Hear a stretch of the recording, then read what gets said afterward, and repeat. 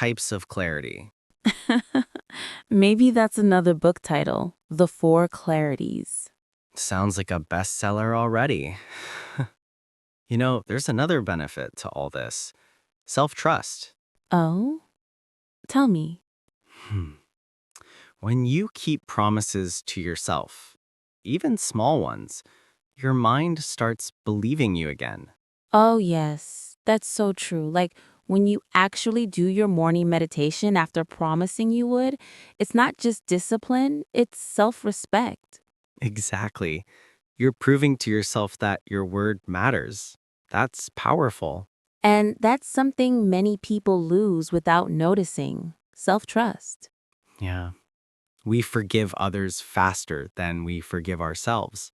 Hmm, that's deep. You see, this is why I enjoy these talks. I come in thinking we're going to discuss goal setting, and suddenly it's philosophy and soul care. That's the magic of real conversation. It always goes deeper than the plan. True. And I think that's how goals should be: flexible, alive. Exactly. When you visualize or meditate on a goal, you might realize it's not what you really need anymore. And that's progress too. It reminds me of something my grandmother used to say. She'd always repeat, "You can't steer a parked car."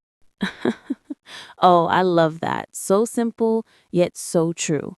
You've got to start moving first. Right.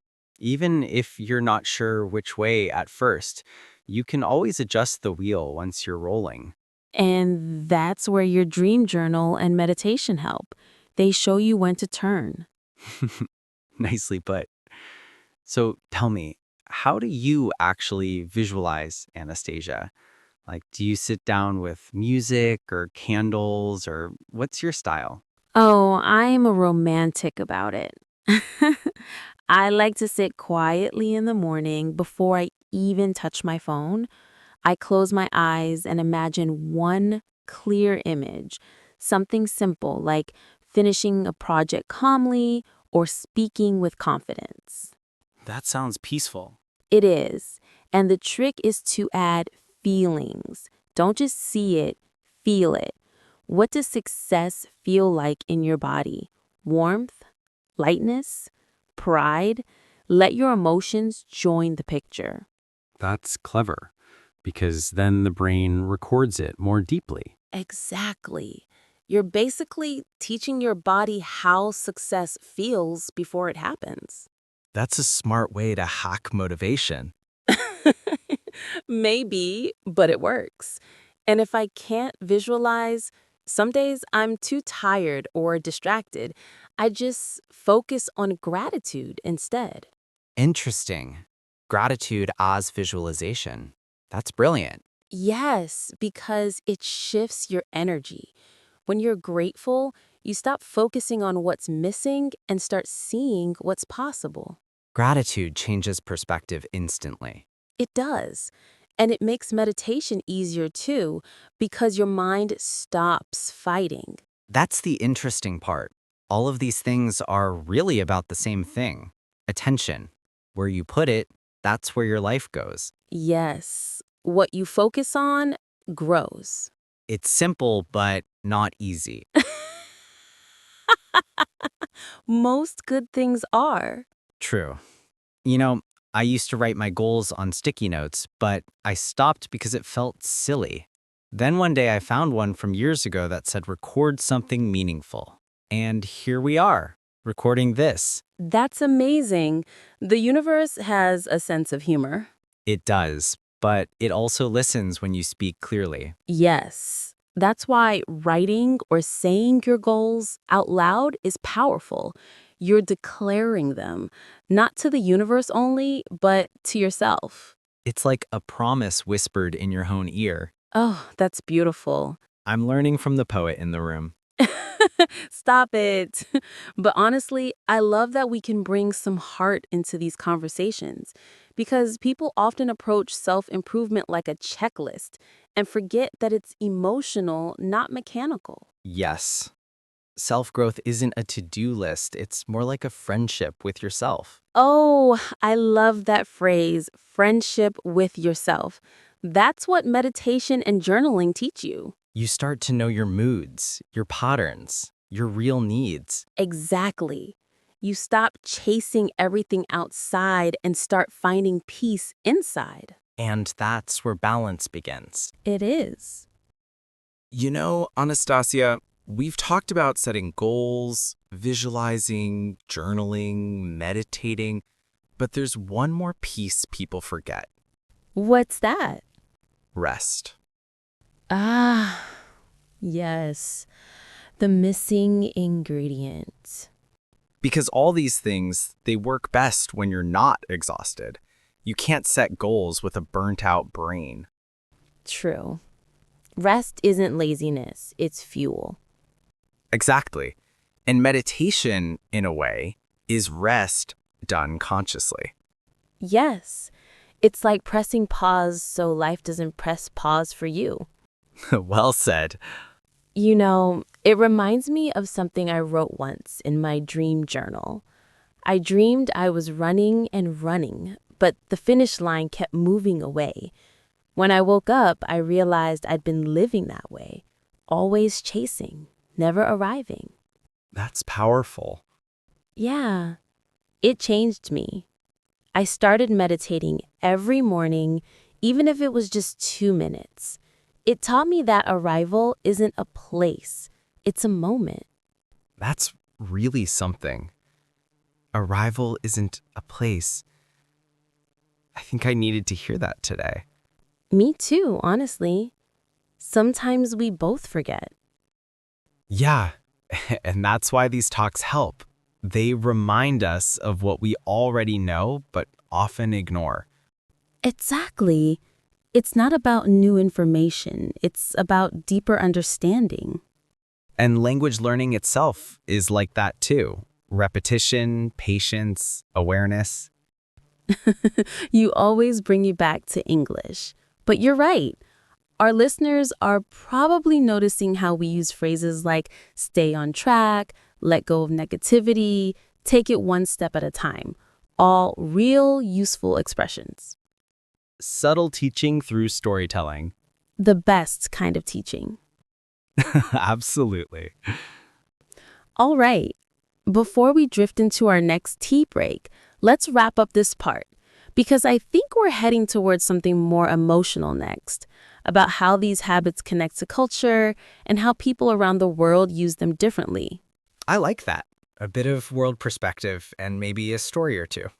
Perfect. So, dear listeners, take a little moment now, breathe, maybe jot down one small goal or something you're grateful for today.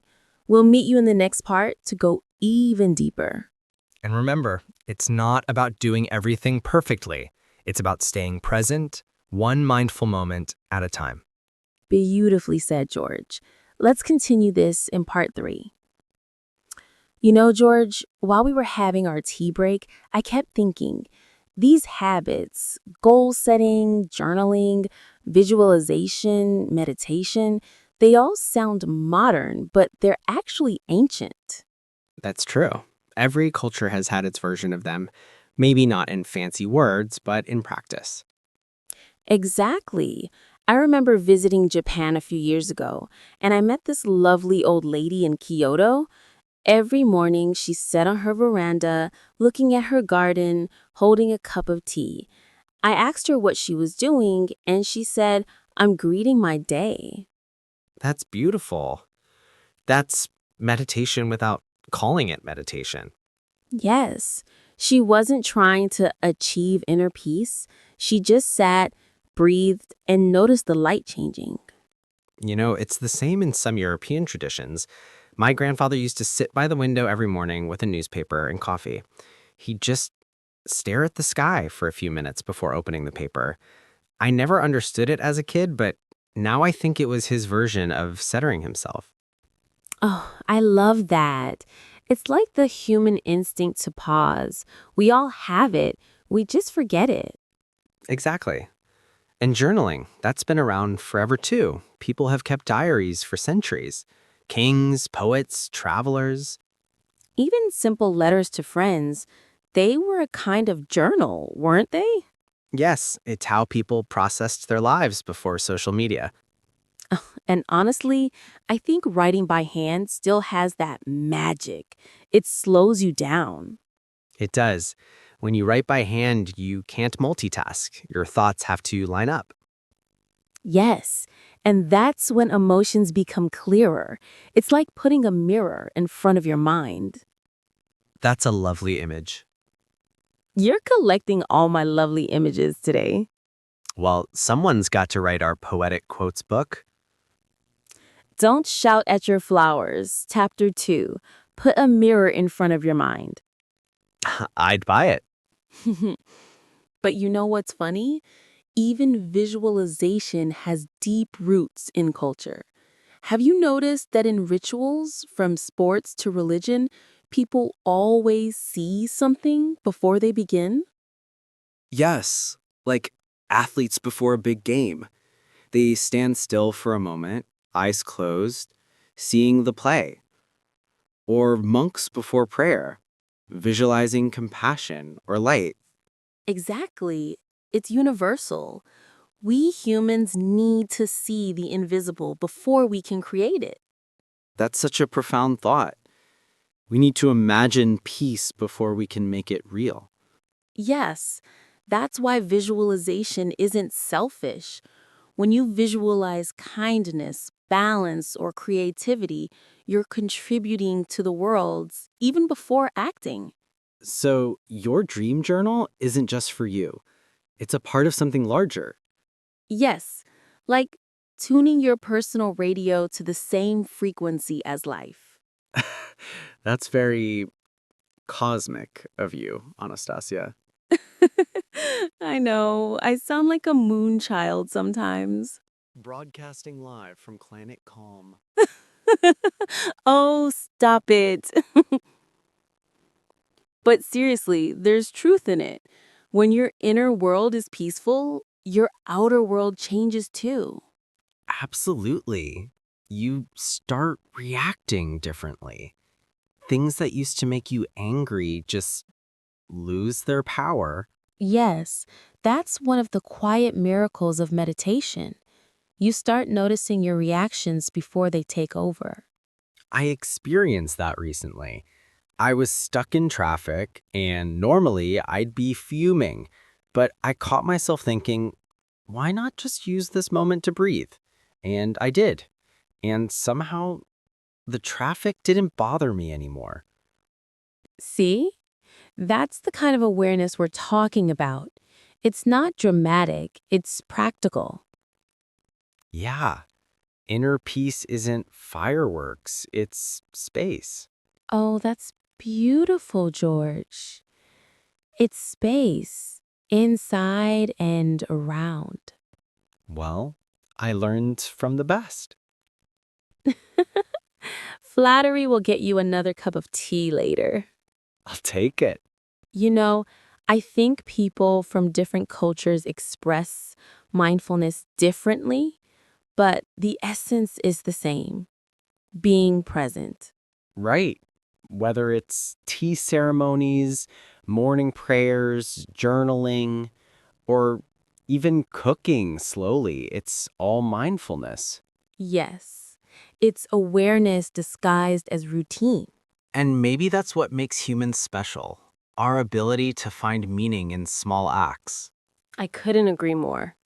So, for anyone listening, it doesn't matter where you're from.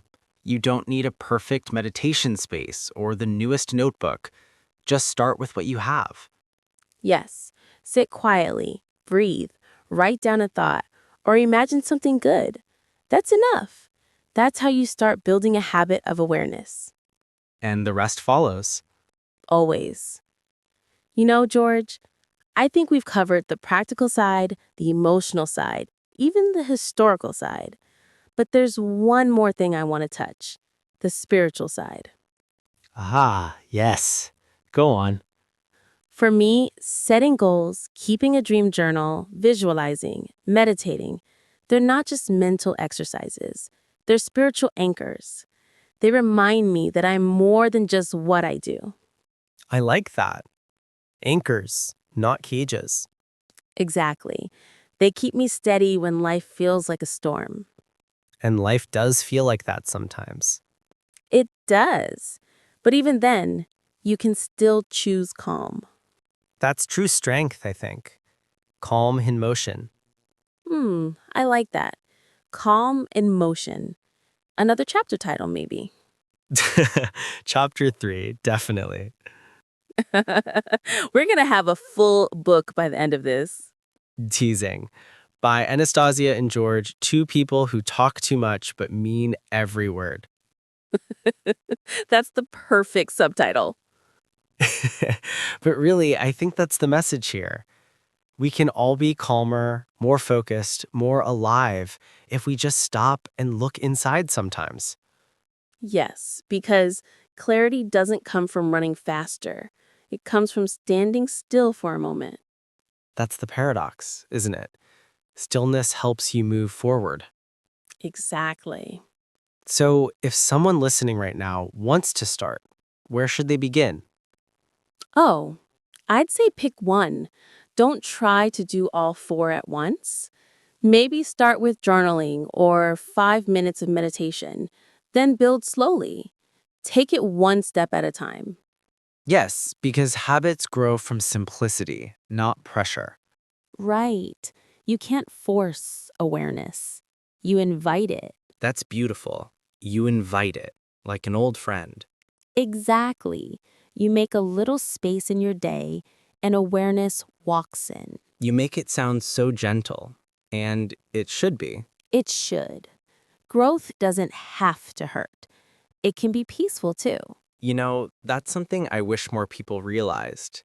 There's so much talk about hustle and grind, but real progress often feels quiet. Quiet and steady, like water shaping a stone. You're full of poetic metaphors today. What can I say? It's my meditation brain. Well, I'm not complaining. So maybe this is a good moment to remind our listeners. What about you? Tell us in the comments. We'd love to hear your thoughts. Do you set goals, keep a dream journal, visualize, or meditate? And if not yet, maybe this is your sign to start. Just try one thing. Write a sentence tonight or take one mindful breath before bed. Yes, that's how change begins. Small and honest. And if you slip, that's okay too. Just come back to it tomorrow. Like meditation. When your mind wanders, you bring it back gently. Yes, always gently. You know, we've said gently about 20 times today. That's a sign of our mood, but it fits the topic. Life is better when you do things gently. True, even goal setting can be gentle. It doesn't have to be a military plan. Unless your goal is to join the army. Touché. But seriously, gentleness, awareness, focus, gratitude, they're not weaknesses. They're strength in a calm form. Absolutely. It's like being a tree. Soft leaves, but deep roots. Oh, that's lovely.